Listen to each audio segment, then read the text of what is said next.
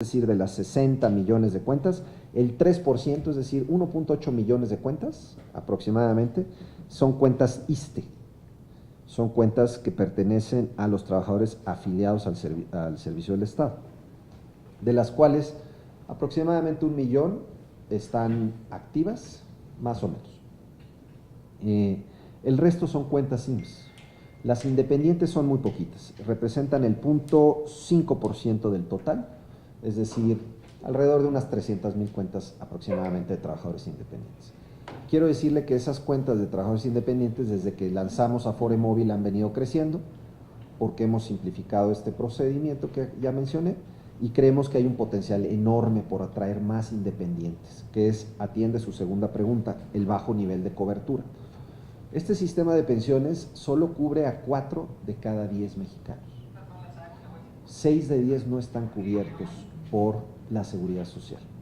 Y eso, por supuesto, representa el mayor reto, diría yo, de las pensiones. Ni siquiera es un reto propiamente del sistema por sí solo, que tiene el país por delante. ¿Cómo incorporar esos 6 de 10 al sistema contributivo, a la formalidad, para que empiecen a ahorrar para su futuro?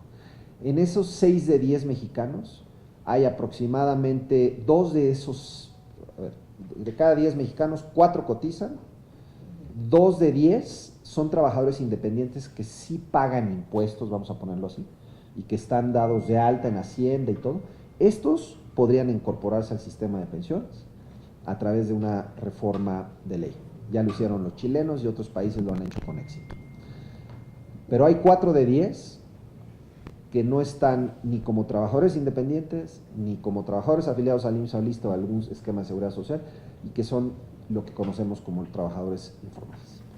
Y ahí el reto que tenemos hacia adelante es, estas personas no van a haber ahorrado para su retiro, van a llegar al final de su vida laboral sin ahorro, y por tanto tendremos que atenderlos de la mejor manera posible. Ahora, para atenderlos, hay maneras de hacerlo de una manera que resulte financieramente viable y sobre todo que atienda a los más vulnerables, a los más desprotegidos. Pero ciertamente es el reto más importante del sistema, el bajo nivel de cobertura. Todo esto que hemos dicho se queda corto frente al reto de la cobertura, senador. ¿Qué ha pasado con los activos en el sistema? A ver, arrancamos el sexenio con 1.903 mil millones de pesos. Vamos a cerrar la administración, los números de cierre de noviembre todavía no están disponibles, tuvimos, como saben, una afectación en el mes de octubre importante de 131 mil millones de pesos, derivada de la volatilidad que se generó en los mercados, pero vamos a cerrar más o menos en 3.4 billones de pesos. Es decir, a lo largo de 6 años los activos habrán crecido 1.5 billones de pesos. Entonces, no se han estancado. La razón por la que en otros países crecen más rápido, sí han sido años de menores rendimientos, hay que decirlo, ha habido eventos que han propiciado menores rendimientos en general en el sistema, pero la razón principal es, bueno, uno, Chile, Perú y Colombia ahorran más, tienen niveles de aportación, Chile del 10, Perú del 13 y Colombia más o menos del 13-14. Uno. Dos, tienen más tiempo. Chile, su sistema se creó en el año 1981, nosotros en 1997. Entonces tienen 16 años de ventaja. Aún con esos 16 años nunca vamos a llegar a 70% del PIB, como lo tienen ellos. Pero el sistema va a seguir creciendo por los próximos 15 años de manera importante y evidentemente si se incrementa el monto de ahorro, pues más ahorro interno tendremos hacia el futuro, pero hay que ahorrar más, hay que elevar el monto de aportación obligatoria y voluntaria. ¿Por qué el 50% en deuda gubernamental? Es una muy buena pregunta, senador. Hay varias razones. Una, tenemos que seguir trabajando para que las AFORES sigan profesionalizándose, fortaleciendo sus equipos de inversión y busquen las mejores alternativas de inversión, digamos que son, invertir en un instrumento de deuda gubernamental no es mala idea necesariamente.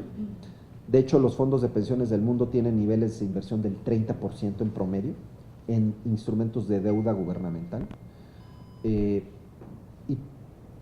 las AFORES tienen 50%. Una parte es por decisión propia de las AFORES, que tenemos que empujarlas más a buscar más proyectos.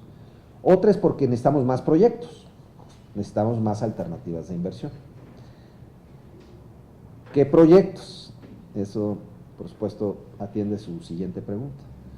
La clave en este sistema de pensiones es que sean las AFORES las que tomen las decisiones. En esas decisiones de inversión, las AFORES tienen que hacer una evaluación de cada uno de los proyectos en los que invierten. No pueden invertir en un proyecto porque les parece interesante. Tienen que hacer una evaluación de la rentabilidad futura, es decir, del rendimiento futuro que va a obtener ese proyecto. Tienen que hacer una evaluación de quién es el administrador del proyecto, con quién están hablando, con quién se van a casar para los próximos 10, 15 años en un proyecto de largo plazo. Tienen que hacer una evaluación de riesgos. ¿Cuáles son los riesgos de invertir en el proyecto X y en el proyecto Y? Como dije al principio, todas las inversiones tienen riesgo. La clave es que ese riesgo esté mitigado, observado y cuantificado, y sobre todo que se pueda no poner todo en un solo proyecto. Entonces, mientras se respete el libre albedrío de las AFORES para tomar esas decisiones, las AFORES podrán tener algunas inversiones que no resulten como se esperaba, pero la mayor parte sí resulta. Y ahí están los resultados. Esos, les mostraba esta gráfica de los rendimientos. La mitad de lo que tiene hoy una cuenta individual, la mitad, son rendimientos. ¿Cuánto equivale esto? Un rendimiento promedio anual durante 21 años del 5% en términos reales. Ya descontando el efecto de la inflación, cada año se han pagado 5 puntos porcentuales de rendimiento. Para un trabajador de 1, 2, 3, 4, 5 salarios mínimos, no hay ninguna otra alternativa de inversión que le pague un rendimiento similar. No hay. Entonces,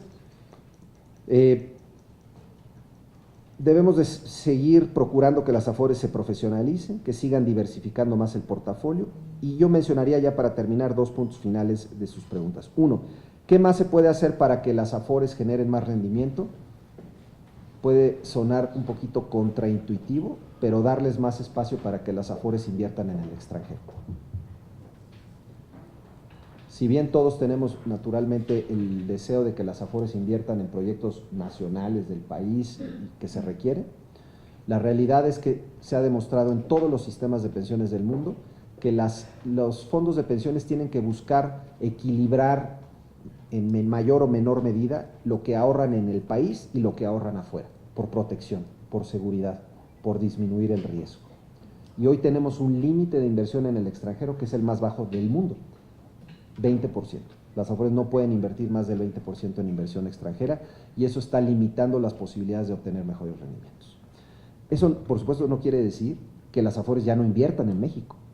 Los fondos son suficientes para que sigan invirtiendo en todos los proyectos que sean rentables en el país, pero abrirles un poquito de espacio generaría mayor rendimiento. Y finalmente, ¿qué hace la CONSAR frente a una situación como la del aeropuerto? ¿Qué medida tomará el gobierno? Se afectarán los rendimientos. Nuevamente, con plena transparencia, le diría, los rendimientos que estaban previstos en un proyecto como el del aeropuerto eran rendimientos que estaban previstos para los próximos 20 años.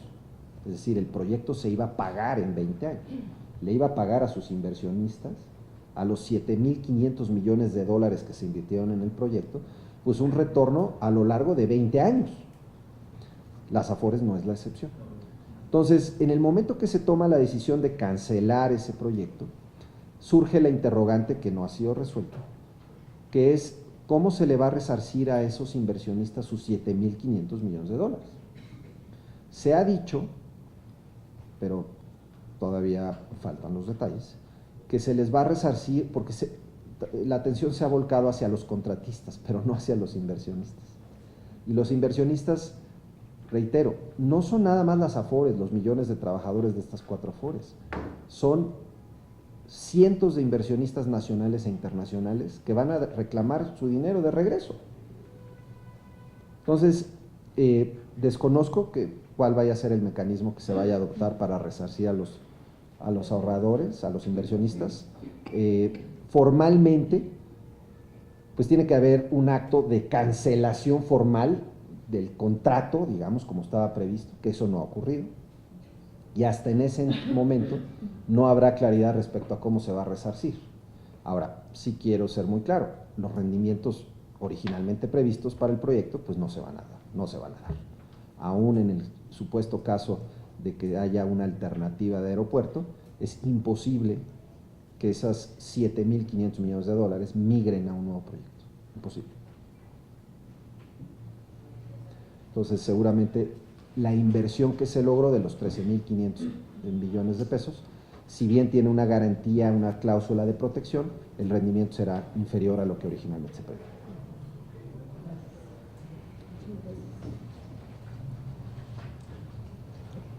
Gracias, presidente, por